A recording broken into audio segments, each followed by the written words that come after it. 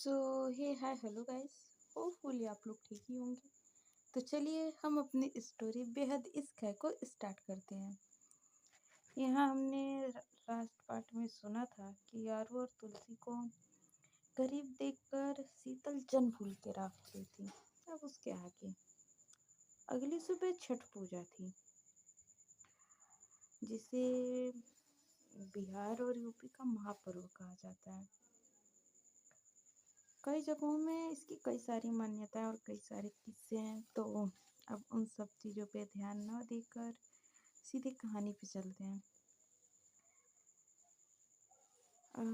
तुलसी इस वक्त अपने रूम में शीशे के सामने खड़ी होकर तैयार हो रही थी।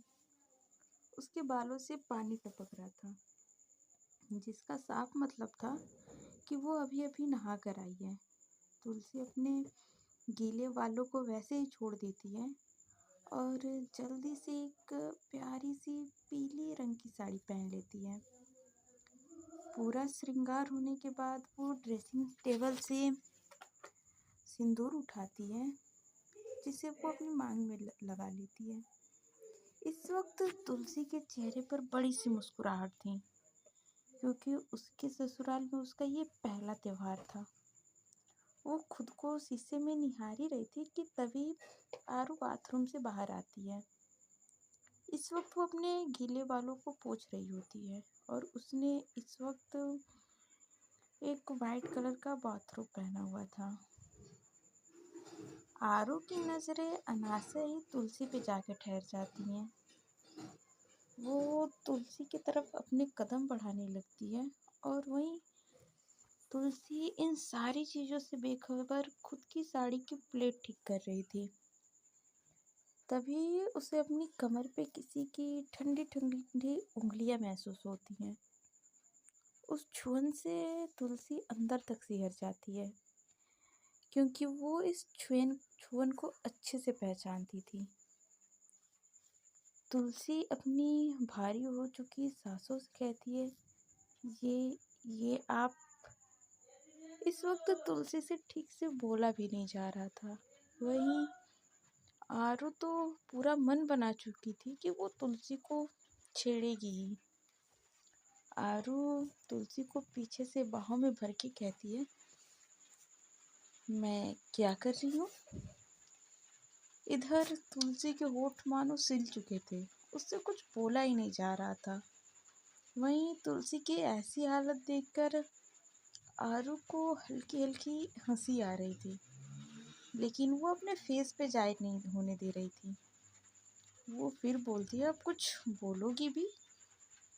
तुलसी की आवाज़ सुनकर आरू की आवाज़ सुनकर तुलसी चिहुक सी जाती है और अपनी बड़ी बड़ी आंखों से आरू को देखने लगती है, क्योंकि आज आरू अच्छे खासे रोमांटिक मूड में थी, लेकिन उसके मूड का कचरा हो गया था।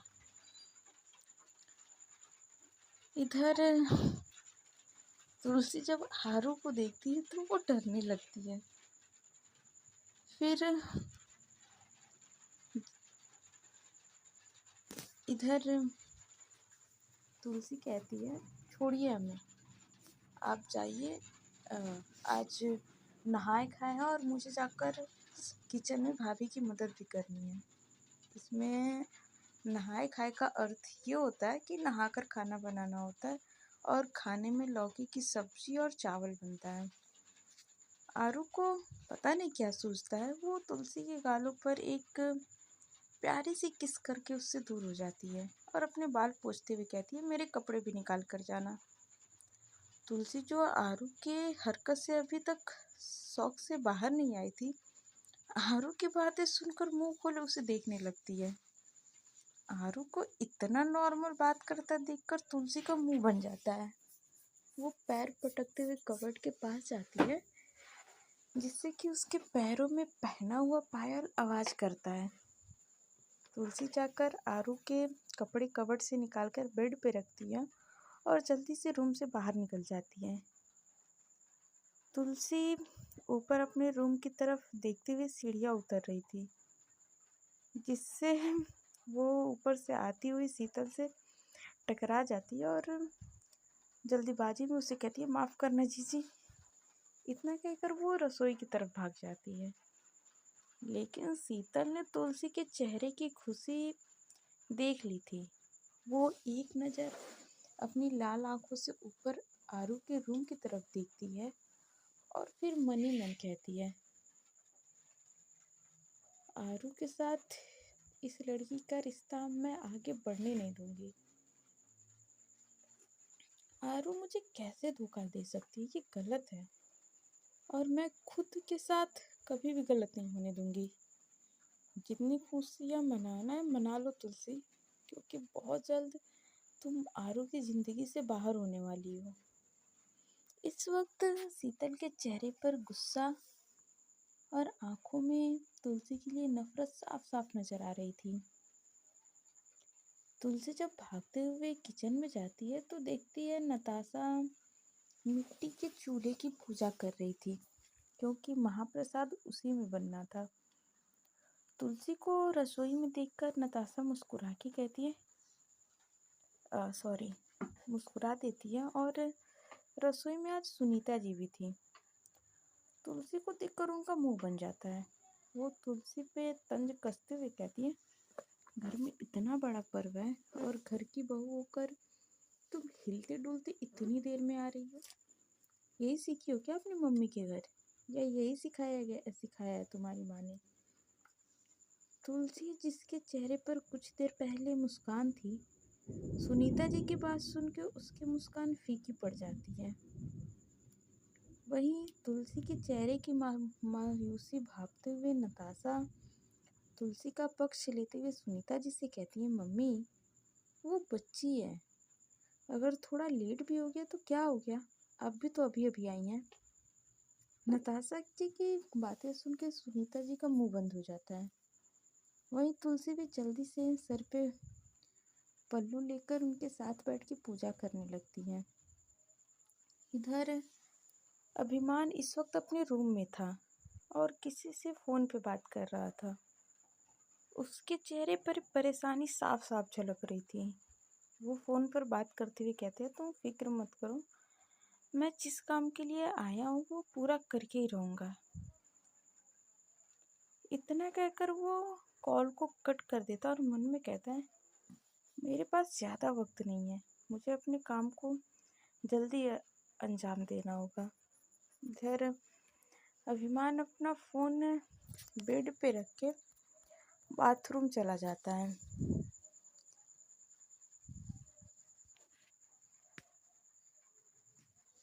इधर तुलसी किचन में भाभी से कहती है, भाभी दीजिए हम लौकी काट देते हैं, आप चावल चढ़ा दीजिए। जिस पे नताशा भी अपनी पलकें झपका के सहमति जताती है, जिसके बाद तुलसी अपना काम करने बैठ जाती है। इधर आरू हवेली के बाहर किसी से फ़ोन पे बात कर रही थी।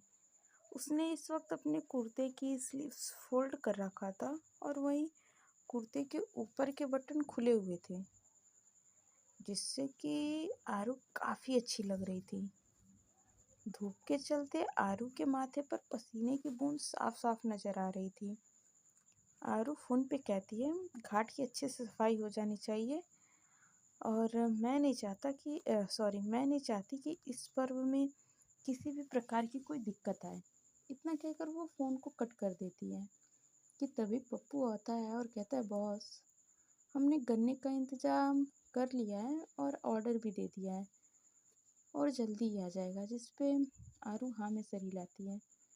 तब पप्पू दूसरे काम के लिए चला जाता है और वहीं आरू अपने फ़ोन में कुछ देखने लगती है कि तभी कोई उसके माथे के पसीने को दुपट्टे से पोंछने लगता है, जिससे कि आरू कस के उसकी कलाई पकड़ लेती है और अपनी जलती हुई निगाहों से उसे देखने लगती है।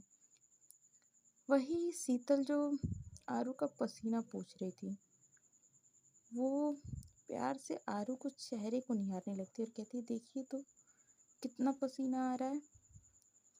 इतना कहकर जैसे ही वो आरू का माथा छूने जाती है, तभी आरू उसका हाथ जोर से झटक देती है, जिससे कि शीतल गिरते गिरते बचती है। और हैरान भरी नज़रों से आरू को देखने लगती है। तब आरू उसे उंगलियां दिखाकर दांत पीसते हुए कहती है, तुम ना अपनी औकात में रहो, ठीक है, और मेरे करीब आने की ज़्यादा कोशिश मत करो, नहीं तो जिस दिन मेरा माथा ठनका ना, सीधा तुम्हें इस हवेली से बाहर फेंकूंगी। इतना कहकर वो शीतल को गुस्से से घूरते हुए वहां से चली जाती है। वही आरू को जाता देखकर शीतल मुस्कुराकर कहती है, हवेली से जरूर आप किसी को निकालेंगे, लेकिन मुझे नहीं, अपनी उस प्यारी पत्नी को, क्योंकि अब मैंने ऐसा जाल फेंका है जिससे वो तुलसी नाम की मछली को तो फंसना ही है। शीतल हिलते डुलते हवेली के अंदर आ जाती है। इधर तुलसी सब्जी बना रही थी कि तभी नताशा कहती है, पता है तुलसी, जब हम सूर्य देवता को सुबह अर्घ देते हैं, उस समय अगर हम उनसे कुछ मांगे तो हमारी मुराद जरूर पूरी होती है। नताशा की बात सुनकर तुलसी के चेहरे पर भी मुस्कुराहट आ जाती है। वो मुस्कुराते हुए कहती है, सच भाभी, हमारी कोई भी मुराद पूरी हो जाएगी। जिस पर भाभी मुस्कुराकर हाँ में सर हिलाती हैं। तभी तुलसी कुछ सोचने लगती है और तुलसी को अपने ख्यालों में खोया देखकर नताशा कहती है, मैं तो कहती हूँ तुलसी, तुम सूर्य देवता से एक अच्छी खासी चीज मांग लेना। इधर तुलसी अभी भी कुछ सोच रही होती है। तुलसी को ना बोलता देखकर नताशा फिर से बोलती है, क्या सोच रही हो? इधर फिर तुलसी और नताशा अपने में कुछ बात करने लगते हैं। वहीं मौजूद सुनीता जी उन्हें देखकर मुंह बनाते हुए मन में कहती है, देखो तो इन दोनों को, कोई लाज शर्मी नहीं बची है। ये नहीं कि सामने सास बैठी है, कुछ बात कर ले लेकिन नहीं, और सॉरी, कुछ शर्म कर ले लेकिन नहीं, दोनों महारानियां तो बस खी खी खी करना है। सुनीता जी उन्हें थोड़ा रौब दिखाते हुए कहती है, अगर तुम लोगों की मटर गश्ती हो गई हो तो काम पर भी ध्यान दे दो। पता चला बातें करते करते प्रसाद में नमक डाल दिया। दोनों कुछ नहीं कहती और चुपचाप अपना काम करने लगती हैं। कुछ ही देर में खाना बन जाता है कि तभी नताशा की बेटी, जो 12 साल की थी, स्कूल से आ गई थी। वो डायरेक्ट रसोई के पास जाके नताशा को कहती है, मम्मी भूख लगी है। जिस पे नताशा उसकी आवाज़ सुनकर रसोई से बाहर जाते हुए कहती है, बाकी चीज़ें तुम देख लेना, ठीक है, और वो चली जाती है। इधर नताशा अपनी बेटी को साथ लेकर कमरे की तरफ बढ़ जाती है और वहीं सुनीता जी अपनी कमर पकड़ के कहती है, हई मेरी तो कमर ही टूट गई। सुनीता जी की नौटंकी को सच मान के तुलसी कहती है, मम्मी आप जाओ, हम बाकी का काम कर लेंगे। तुलसी के इतना कहने की देर थी कि वो रसोई से बाहर ऐसे भागती है जैसे उनके पीछे कुत्ते पड़े हैं। तुलसी सब्जी और चावल को अच्छे से ढक के कहती है, चलो प्रसाद तो बन गया, अब सबको बुला के लाती हूँ। इतना कहकर वो बाहर चली जाती है। तुलसी जैसे ही रसोई से बाहर जाती है तभी छुपते छुपाते शीतल रसोई में आती है और अपनी नज़रें आसपास दौड़ाती है और जल्दी से सब्जी का बर्तन हटाकर वहाँ रखी नमक की बोतल से पूरा नमक सब्जी में डाल के अच्छे से चम्मच से मिला देती है। फिर एक डेविल स्माइल करके कहती है, अब तुम क्या करोगी तुलसी?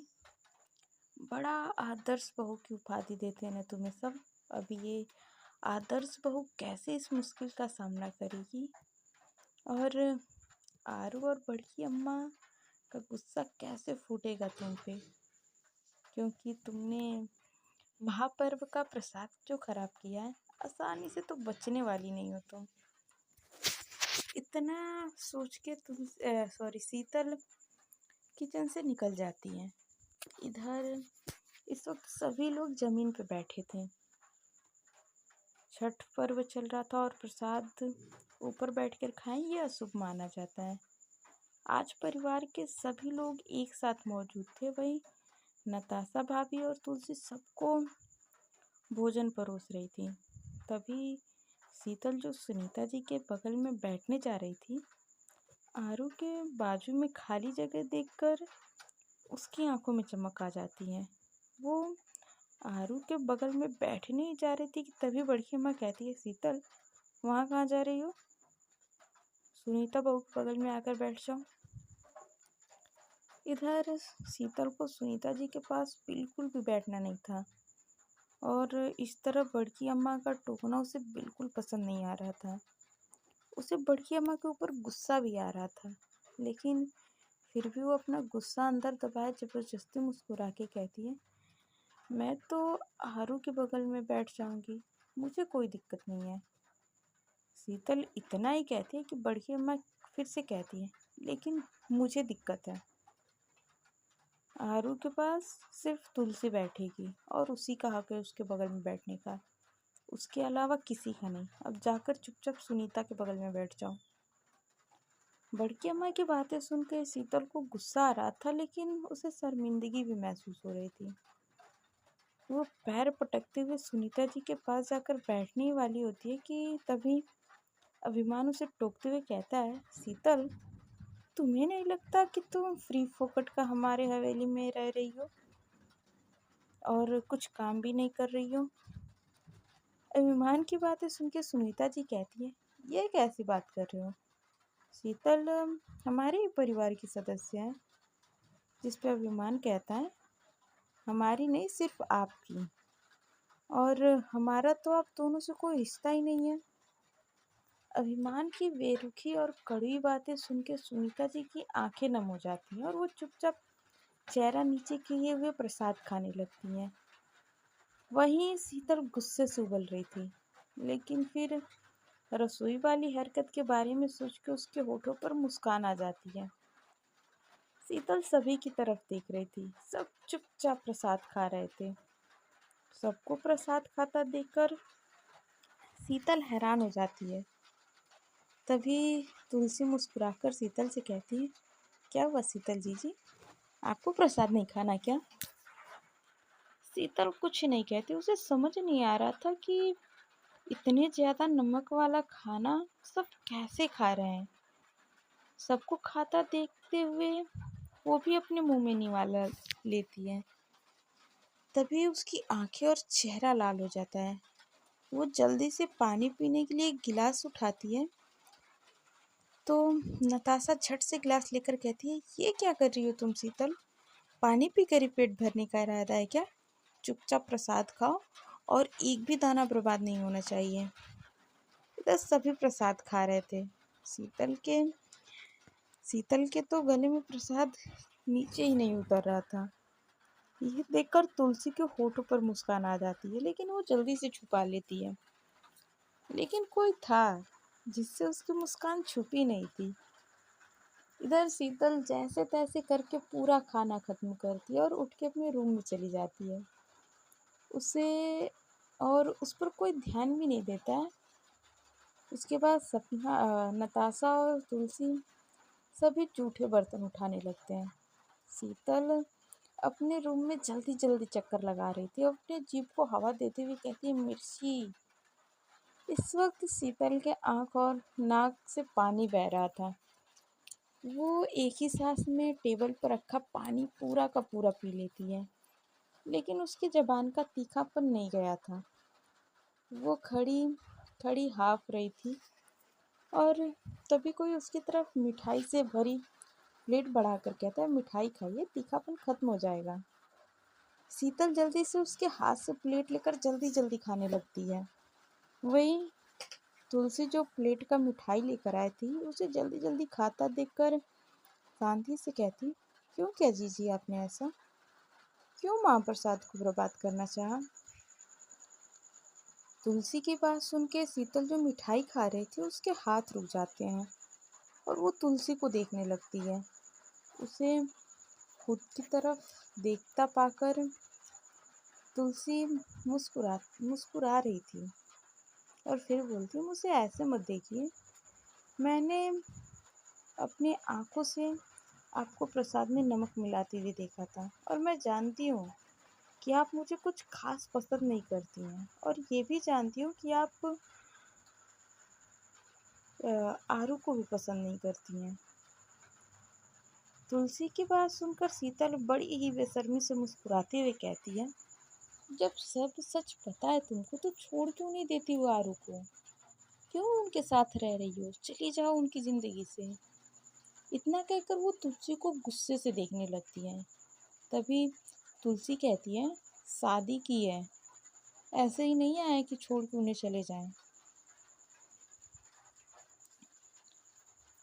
इधर तुलसी फिर से कहती है, और आप मुझे वो करने पर मजबूर मत कीजिए जो मैं करना नहीं चाहती हूँ। इधर तुलसी को बहुत ज़्यादा गुस्सा आ रहा था। वो गुस्से से काँप रही थी और तुलसी का ये रूप देखकर एक पल के लिए शीतल भी शॉक थी। कहाँ वो सोचकर बैठी कि तुलसी एक गंवार नाजुक सी लड़की है, लेकिन आज वही नाजुक सी लड़की उसके सामने इस तरह से बात कर रही थी। तुलसी शीतल को गुस्से से देखती है और वहाँ से चली जाती है। वहीं शीतल बस गुस्से का घूंट पी के रह जाती है। वो तुलसी से कुछ नहीं कह पाती क्योंकि इस वक्त तुलसी को गुस्से में देखकर शीतल को कुछ बोला ही नहीं जा रहा था। सो फ्रेंड्स, आज के पार्ट में बस इतना ही। मिलते हैं नेक्स्ट पार्ट में और जानते हैं कि आने वाले पार्ट में क्या होता है। आई नो कि स्टोरी नहीं आई और स्टोरी छोटी भी जा रही है आज की, क्योंकि मेरी तबीयत कुछ ठीक नहीं है, इसलिए स्टोरी रिकॉर्ड नहीं हो पा रही है। तो चलिए मिलते हैं नेक्स्ट पार्ट में, तब तक के लिए bye bye, tata, take care. आप लोग अपना ध्यान रखिए।